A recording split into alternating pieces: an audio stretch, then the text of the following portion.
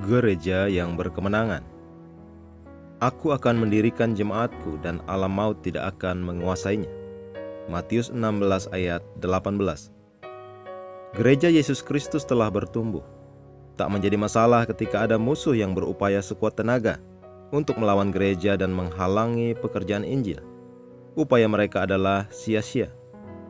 Gereja terus bergerak dan Yesus berkata, pintu gerbang neraka tidak akan menguasainya. Yesus telah memberikan kekuasaan pada kita atas pangeran kegelapan yang telah turun tahta, atas penguasa-penguasa, kuasa-kuasa, dan kuasa kegelapan di alam roh.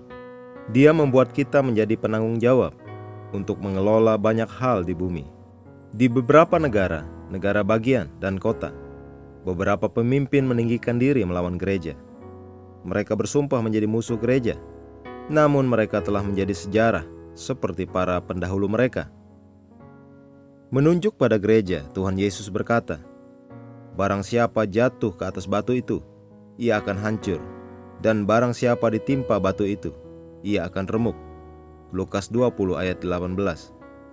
Ketika Saulus dari Tarsus mempelopori penganiayaan orang-orang Kristen pada gereja mula-mula, Yesus muncul kepadanya di jalan menuju Damaskus dan membuatnya menyadari bahwa ia atau Saulus telah berada pada upaya yang sia-sia.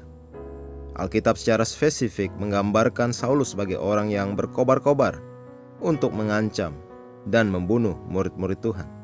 Kisah Para Rasul 9 ayat 1.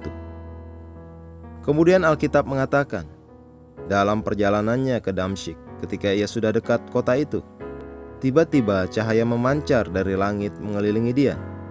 Ia rebah ke tanah, dan kedengaranlah olehnya suatu suara yang berkata kepadanya, Saulus, Saulus, mengapakah engkau menganiaya aku? Jawab Saulus, siapakah engkau, Tuhan? Katanya, akulah Yesus yang kau aniaya itu. Tetapi bangunlah dan pergilah ke dalam kota. Di sana akan dikatakan kepadamu apa yang harus kau perbuat. Kisah Para Rasul 9 ayat 3-6. Haleluya. Dalam Yosua 10 ayat 40-41, Alkitab menunjukkan apa yang terjadi pada mereka yang melawan umat Tuhan pada zaman Yosua. Demikian dikatakan, demikianlah Yosua mengalahkan seluruh negeri itu, pegunungan, tanah Negeb, daerah bukit dan lereng gunung, beserta semua raja mereka. Tidak seorang pun yang dibiarkannya lolos, tetapi ditumpasnya semua yang bernafas, seperti yang diperintahkan Tuhan, Allah Israel. Tak satu pun dari mereka lolos. Yosua mengalahkan mereka semua. Ayat 42 mengatakan, semua raja ini dan negeri mereka telah dikalahkan Yosua sekaligus. Bagaimana caranya? Sebab yang berperang untuk orang Israel ialah Tuhan, Allah Israel. Haleluya. Kita berada dalam nubuatan kemenangan. Kita hanya dan selalu menang. Jadi jangan takut, layanilah Tuhan dengan penuh sukacita. Mari kita berdoa.